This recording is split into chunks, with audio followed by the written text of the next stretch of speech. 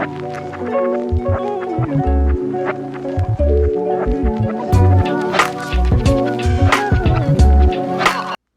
y'all, welcome back to my channel. My name is Belle and this is the Belle Perspective. Okay, so we are here to review Love and Hip Hop Huntsville. Love and Hip Hop Huntsville. Y'all know y'all heard about the girls fighting. Like this is insane. I don't even I haven't watched the video, but I heard about it and I'm just over the show, honestly. I don't feel like there's anything else that we can get from the show. But I'm gonna just keep watching just because I've been watching it for the last 4 years, so you know, might as well ride it out to the end. So hope you guys had a great long weekend. I've got a lot of shows I need to catch up, or a couple shows I need to catch up on. So hopefully I'll be able to get all those things out. Okay, so the episode opens up with, you know, the whole melee. Well, I won't call it the melee, but the back and forth with, or the exchange between Kimmy and Wanda. You know, Jalen pretty much cuts it out and says, hey, you're not gonna talk to my mama like that, which, I mean, Jalen was the only person who said don't talk to my mama like that. No one else defended Kimmy or anything like that, whatever. So Marceau and Maurice go into the corner and they're talking. Did anyone notice how Maurice was not shocked when he heard Marceau talk about the photos of a woman in a hotel, motel, wherever, Holiday Inn, wherever he was at? Did anybody notice how Maurice was just like, okay. Yeah, I would have been completely shocked, and maybe I shouldn't be looking at it from the way that I would have responded. But again, like, that's news that is extremely shocking, especially if the information isn't true. And I don't know if that was him in the picture. I need a smoking gun. I don't need a picture of somebody's back, the picture of somebody's toe. I don't need that. I need a smoking gun. But at the same time, the fact that these men were not, he wasn't surprised. Ooh, y'all, I need to take these braids out. But I'm going out of town this weekend and we're going jet skiing, and I don't want to do anything with my hair until I get back. But baby, when I tell you these braids are coming out, I'm so sick of them, and I'm sick of looking at them. Anyway, so it goes to Mel. I'm sorry, Mel. I'm not a fan of Mel at all. I think she's super fake. I thought she was super fake in this scene. Love her mom though. Her mother's really sweet. She seems like her mother seems like she's a very down to earth woman. I will give it to Mel. Her skin is amazing, and so hats off to her. Congratulations also to her for changing her last name. Good for her. I would encourage her to also get her children's last names changed, because it's ridiculous. Like, I don't know. I know that would be, Martell would have a fit, but I do think I would petition to have the kid's last name changed. I did notice, and I'm going to see it in the next episode, but the man, you know, Tiffany's going around telling anybody who will listen about how she's going to go to Utah, Alabama. I thought she was talking about Utah, the state. Tiffany, go somewhere and sit down. Anyway, so, congratulations to Kimmy on her brokerage, passing her brokerage exam. Good for her. At least somebody can pass an exam on this TV show. So Tiffany's going to Utah, Alabama. You know, she's saying that Lewis is telling her that she doesn't make enough time for him, things like that.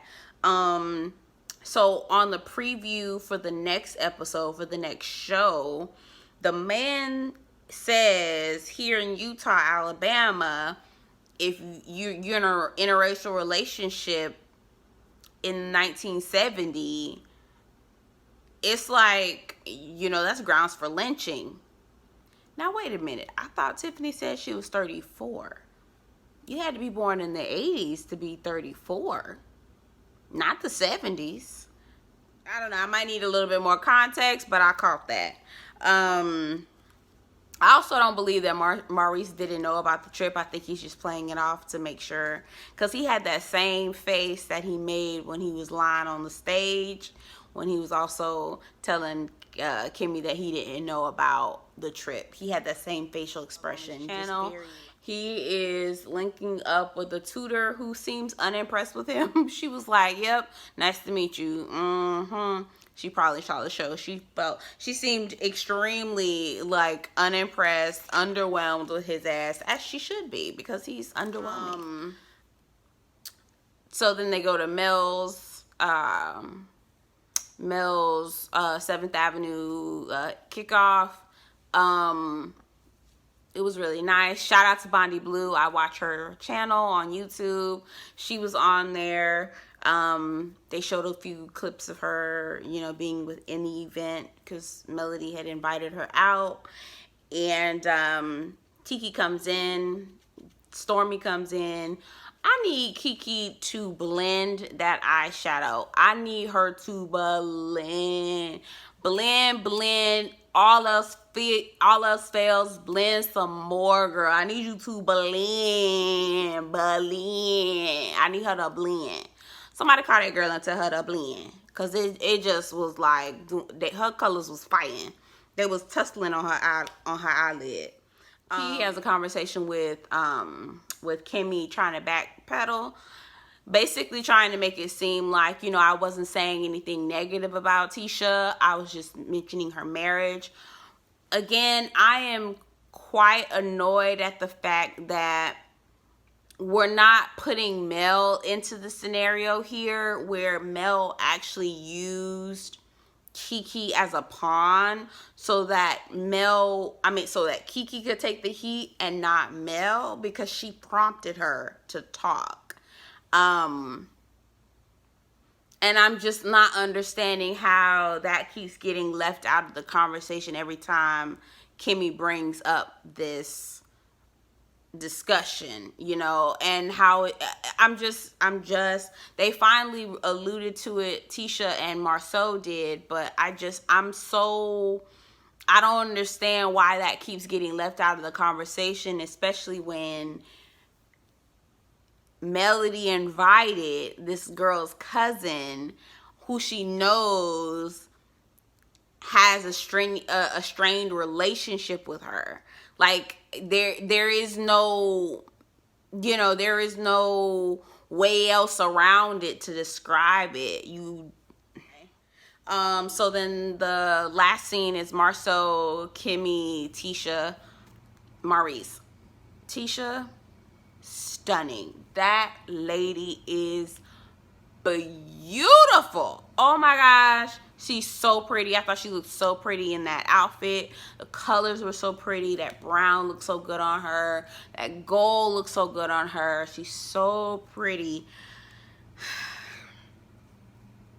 Marceau in that dirty skull cap he had on with the lint inside. I can look like this. I'm on YouTube. Marceau, you have businesses and you're on OWN network. Please do better.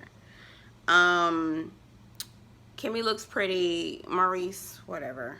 They're talking about Wanda and how Wanda's stirring up the mess. And honestly, Marceau, you never protected your wife at all. I have not seen you stand up for her. I have not seen you protect her. I have not seen you deny the allegations. I have not seen any of these things which would stop the rumors, right?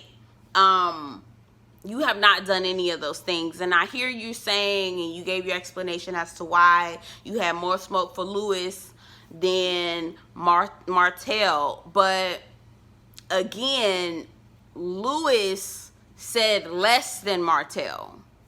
Okay? Louis said less than Martell. Matter of fact, what Martell said, according to you, would have been slander. Okay? which is grounds for I want to say grounds for termination so bad, but grounds for ending a friendship, right? What Lewis said was a critique, okay?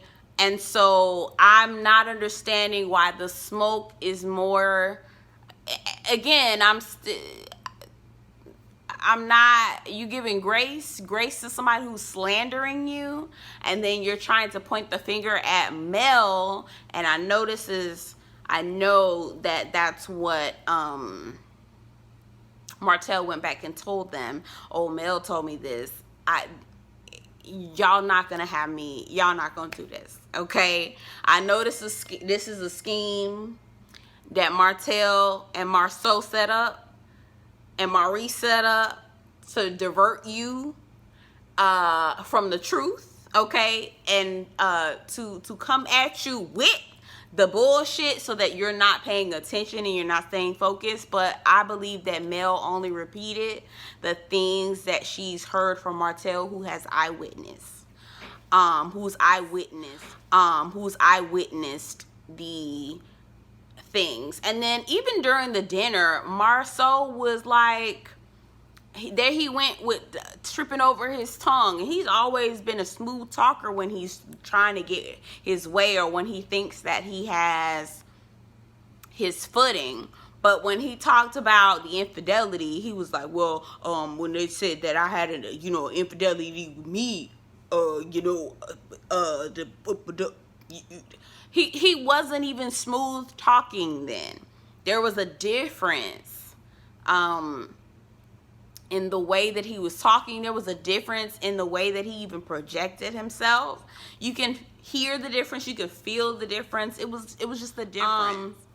Again, there isn't any proof, and I think that there isn't any proof right now because Marceau is probably cheating with someone who has something to lose. He's probably cheating with someone who's also married. And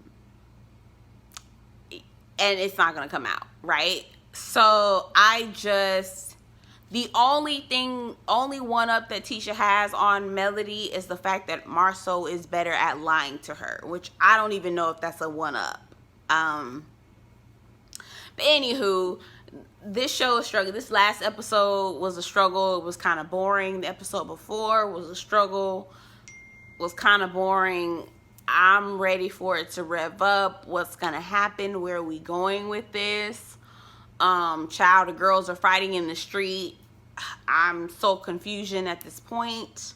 But anyway, go ahead and get down in the comments. Let me know what you think about this episode. I know, I'm sorry, my energy was kind of loaded. Now it's like 11 o'clock at night. Usually I'm in the bed by 9:30. But I'm a little tired. Or I'm sorry, I'm trying to get this done. And for some reason, I'm not as tired as I need to be. So, anywho, y'all don't care about all that. My name is Belle. This has been the Belle Perspective. Get down in the comments and let me know what you think. I appreciate you stopping by. Please subscribe to the growing channel. My goal for this week is to get 30 subscribers. I know it's a real small channel. It's a real small goal, but that's okay. That's what we're going to do. Start small and then grow as we continue. So, anywho, good to see you guys again. Good to talk to you guys. Go ahead and get down in the comments. Let me know what you think about the episode. And I will see you again.